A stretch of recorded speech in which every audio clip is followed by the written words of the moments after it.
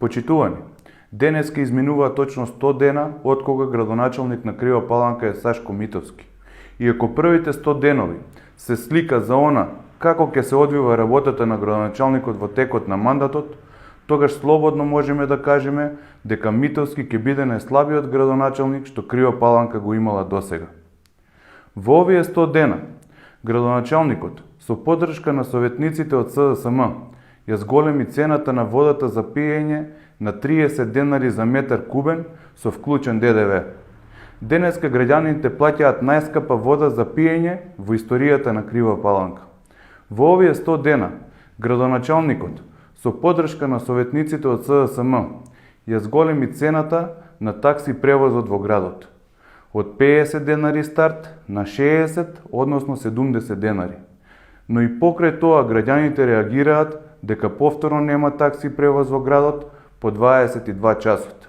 Во првите 100 дена донесе и решение за иселување на фолклорно друштво од простории кои се во сопственост на општината, без било какво образложение.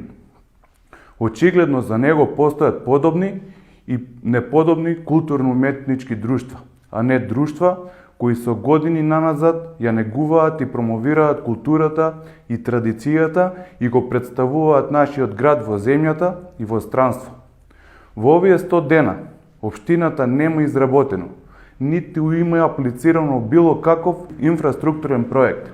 На градоначалникот единствено му остана да се фотографира со проекти кои дел се проектирани и планирани во време кога ВМРО ДПМН раководеше со општината, а денес се во фаза на изработка, останети во наследство од претходниот градоначалник, неговиот вујко Боријанчо Мицевски. Боријанчо Мицевски на внукот му остави уште едно сомнително јавно-приватно партнерство за улично осветлување, за кое општината ќе плаќа 11 милиони денари годишно.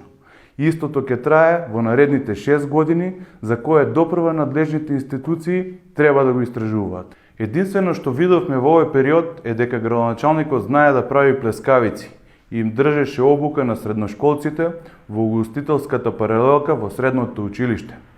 Градоначалникот недомаќински од парите на граѓаните плати како никогаш досека најскапо украсување на градот во време на здравствена, економска и енергетска криза.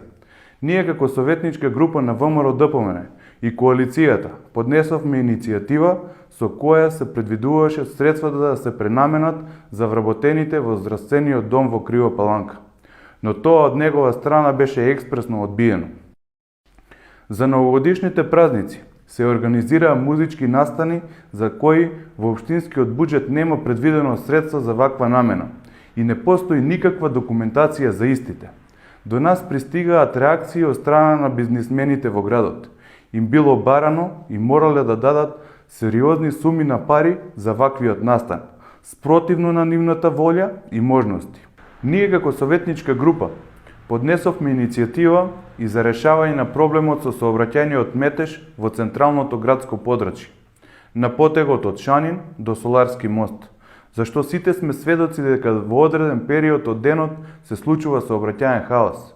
Иницијативата беше одбиена од страна на градоначалникот и со помош на советничката група на СДСМ на последната седница на Советот и покрај сите наши конструктивни забелешки и укажувања, донесе сообраќајно решение со кое само го легализираше сообраќајниот хаос, кој во моментот се случува и нема да донесе ништо во подобрување на истиот. Ги нема ветените нови паркинг места, нема катна гаража, но гласно се зборува за зонско паркирање преку јавно-приватно партнерство, за кое ние како советничка група остро ќе се спротивставиме и нема да дозволиме дополнителни оптеретувања на и така скромните буџети на семејствата. На граѓаните на Крива Паланка не им требат нови давачки, туку нови паркинг места. Во овие 100 дена нема ништо од ветувањата дека кабинетот на градоначалникот ќе биде преместен на првиот кат од општинската зграда и дека ќе донира својата плата. По ова може да заклучиме дека првите 100 дена на градоначалникот се сведени на гол популизам и аматерски, скапо платен пиар.